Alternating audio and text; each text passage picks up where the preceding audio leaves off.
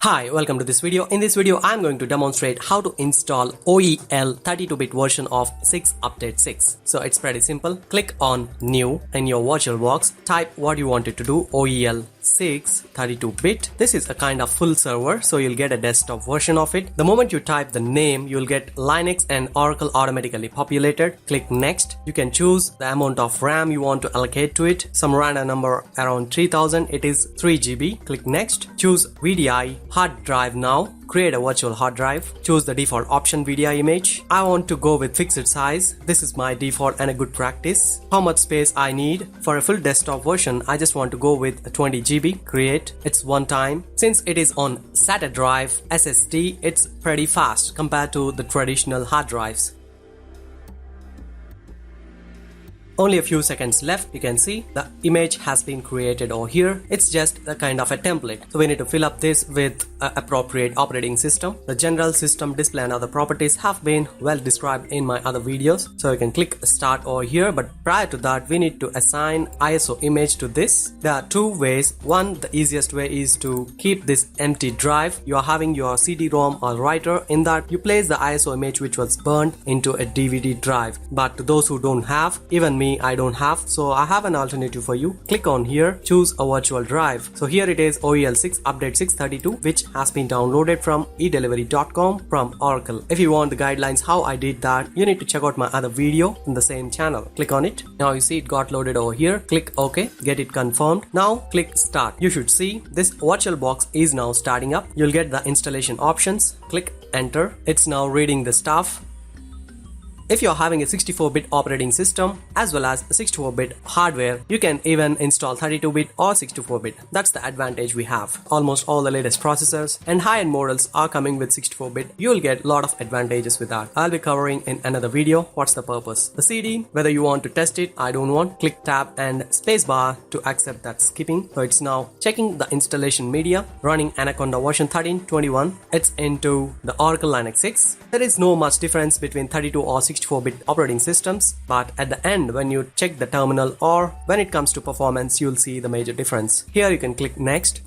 The process is similar to earlier versions. Click next, the default one, and next here as well in the keyboard section. Basic storage devices, I'm not going to touch anything. I'm going to use the same. Asking a confirmation before discarding any data in that partition. It is around 20 GB right now. Click yes. Choose your operating system how you like, and the domain I want to put as OEL32, OEL6 32. That would be better. Click next. Choosing the time zone. Right now it is America, New York. Click on India and Calcutta. This is the location where I'm right now. Click next. Choose the root password. I'm choosing some basic stuff. That's why it will give this a weak password suggestion. I'm going anyway because this is a lab instance. Don't choose any other one. Just go with the default. Replace existing Linux systems. If you want to know more, just pause and read all the other stuff. Final writing to the disk.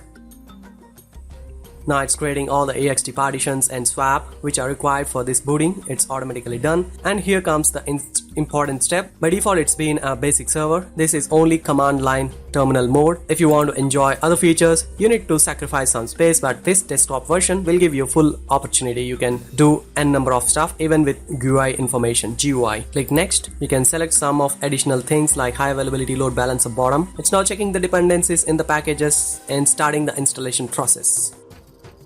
The total packages are 1136. One by one, all the packages will be getting installed. It will take a couple of minutes, around 5 to 10 minutes, based on the speed of your IO. Your hard disk like SSDs will do much better than your traditionals, as well as your processor. So all that stuff really matters here, how quickly that does. So in this video, I'll just fast forward all this stuff.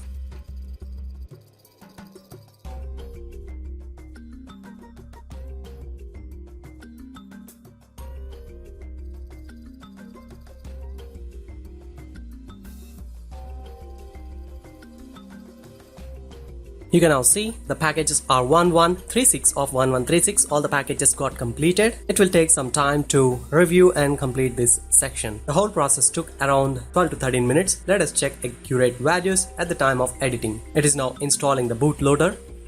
Congratulations, your Oracle Linux server installation is complete. Now click reboot. This is first time we are doing this 32-bit version reboot. It's done. Rebooting the system is initiated, started.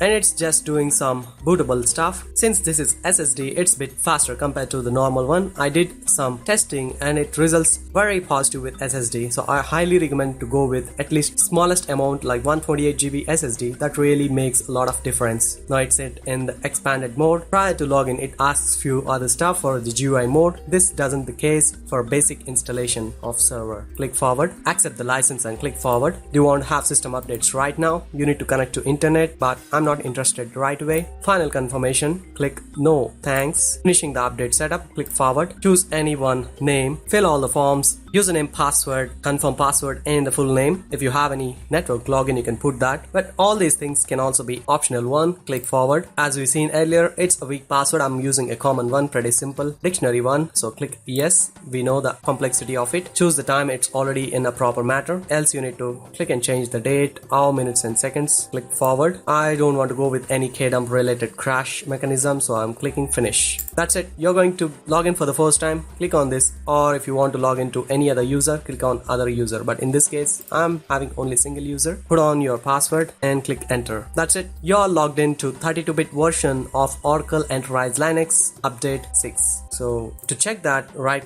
click on open terminal. You can say uname-a. This shows i686 is the normal 32-bit. I'll be covering a rigorous video, another one with differentiation of 32 and 64-bit. You can check the hostname that we have given over here. You can type this command to know your version. Oracle Enterprise Linux update 6.